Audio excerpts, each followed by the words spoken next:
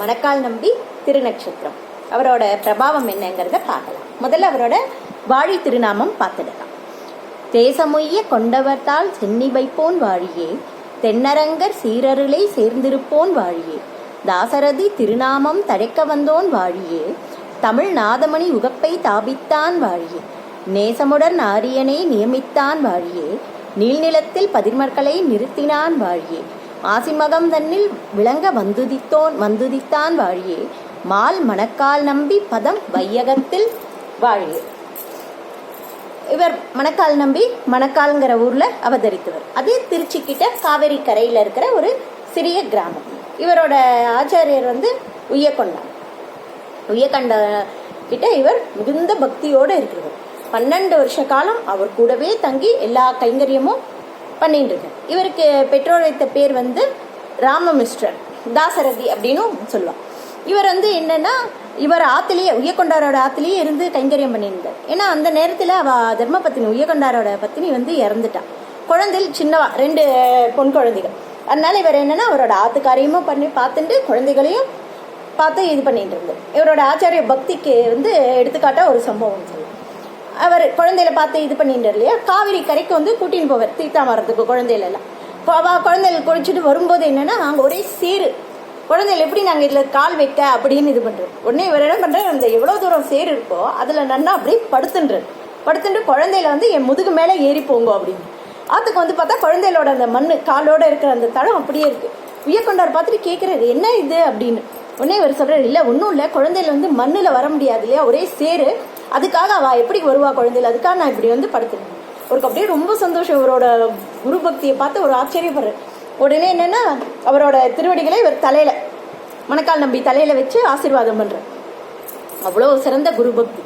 அப்படி அவரோடவே இருந்து இது பண்ணிட்டு இருக்கார். மணல் கால், அந்த குழந்தைகளோட மணல்ல பதிஞ்ச கால் இவர் முதுகுல பட்டது இல்லையா, அதனாலையும் மணக்கால் நம்பின்னு அவருக்கு பேர். இவர் அந்த மணக்கால் நம்பி அவர் அவதரித்த ஊரும் மணக்கால் இல்லையா, அந்த பேராலையும் இவர் மணக்கால் நம்பின்னு தான் அறியும். ராமமிஸ்டருங்கிறத விட இதுதான் நம்ம ஓரான்வழி சம்பிரதாயத்தில் ரொம்ப முக்கியமான பேர் இவர் மணக்கால் நம்பின்னு தான். இப்போ அப்புறம் என்னன்னா இவரோட சிஷ்யரும் சொன்னேன் இல்லையா, ஆளவந்தார். அவர் உய்யக்கொண்டார் உய்யக்கொண்டாருக்கும் இவர் நாதமுனி குரு. அவருக்கு என்ன ஆசைன்னா, தன்னோட பையன் அவரோட இவர் திருக்குமாரர் ஈஸ்வரமுனி, அவருக்கு பிறக்கிற குழந்தைய நீ நம்ம சம்பிரதாயத்தில் கொண்டு வரணும் அப்படின்னு யமுனை துறைவன் அவருக்கு பறக்க போற, அதான் பேரன், நாதமுனியோட பேரன் தான் ஆளவந்தார். அவருக்கு யமுனை துறைவன் பேரிடணும், நம்ம சம்பிரதாயத்தில் வளர்த்து அடுத்த ஆச்சாரியனா அவரை நியமிக்கணும் அப்படின்னு சொல்லியிருந்தோம். சரின்னு அவர் சொல்லியிருந்தார். ஆனால் உய்யக்கொண்டாரால் அதை நிறைவேற்ற முடியல. ஒரு கொஞ்ச காலத்தில் அவர் திருநாட்டுக்கு எழுந்துடல, இது வைகுண்ட பதவி கிடைக்கிற நேரம் வந்துடுது. அதனால என்ன பண்ணுறதுன்னா, இவரை உய்யக்கொண்டார் மணக்கால் நம்பிய அடுத்த ஆச்சாரியனா நியமித்து அவர்கிட்ட இதை சொல்லிக்கிறார். என் குரு எனக்கு சொன்னார், என்னால் பண்ண முடியல, நீ யமுனை துறைவன் அவரை நம்ம சம்பிரதாயத்துக்கு கொண்டு வரணும். சரின்னு இவரும் அவருக்கு வாக்கு கொடுத்துரு. அப்போ என்ன ஆகுதுன்னா, ஆளவந்தார் இப்போ ராஜாவா இருக்கார். அது என்னங்கிறத அவரோட வைபவம் சொல்லும்போது நம்ம பார்த்துக்கலாம். அவர் ராஜ இதில் இருக்கும்போது பார்த்தா அவரால் இந்த விஷயத்தை நம்மளோட சம்பிரதாயத்துக்குள்ளே வர முடியல. என்ன பண்ணுறதுன்னு பார்க்குறாரு. இவரால் மணக்கால் நம்பியால் அவரை உள்ளே போய் பார்த்து பேசவே முடியல. ஏன்னா இப்போ ஆளவந்தார் ராஜாவாக இருக்கு.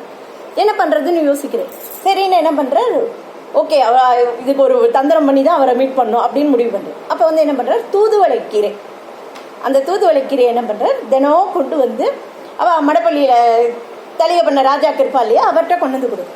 அவரும் தினம் தூதுவளை கீரையை கொடுத்துரு. இப்படி ஒரு 6 மாத காலம் தினம் கொடுத்துட்டு ராஜாக்கு அந்த ஆளவந்தாருக்கு அந்த டேஸ்ட் ரொம்ப பிடிச்சிடுறது. அது சாப்பாட்டில் அதுவும் தினம் ஒன்று இருக்கணுங்கிற மாதிரி அவருக்கு ஆயிடுறது. அப்படி இருந்துகிட்டே இருந்தோடனே கொஞ்சம் 6 மாதம் கழிச்சு என்ன பண்ணுறாரு, இந்த தூதுவளை கீரை கொடுக்காம நிறுத்திடுறது.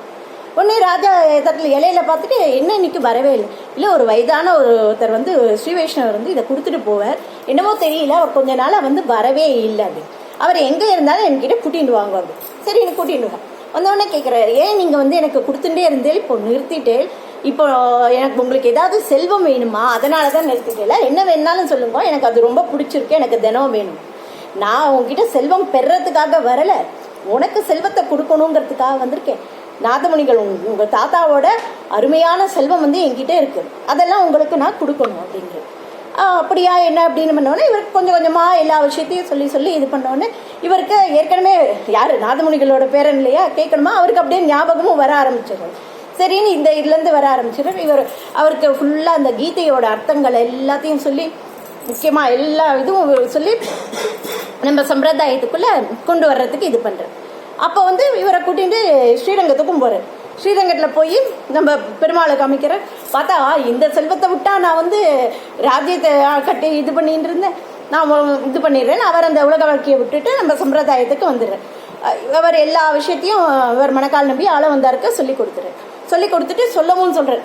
இவர் தான் அப்போ இதுவும் கொடுக்குறேன், பவிஷ்யா ராமானுஜரோட விக்கிரகத்தையும் அப்போ கொடுத்துட்டு, பின்னாடி இது ராமானுஜர் அப்போ வரல, ராமானுஜர் அப்போ பிறக்கவே இல்லை.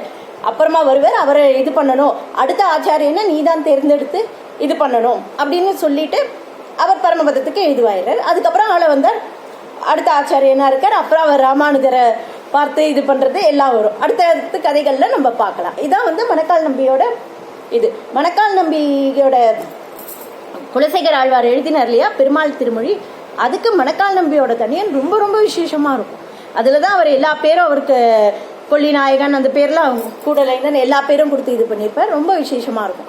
ஒரு முறை முடிஞ்சால் நம்ம மணக்கால் போய் அவரை மணக்கால் நம்பி அந்த இடத்துக்கு அவதார ஸ்தலத்துக்கும் போகணும். இவர் பரமபதம் எழுந்தருளியது எங்கன்னா திருவரங்கம் தான். திருவரங்கம் எல்லாரும் போயிருப்போம். இவரோட இது போது நம்ம ஸ்ரீரங்க பெருமாளையும் இது பண்ணிக்கலாம், மணக்காலும் போய் அவரோட ஆசீர்வாதத்தை பெற்றுக்கலாம். சிறந்த குருபக்திக்கு எடுத்துக்காட்டுன்னா இவர் தான்.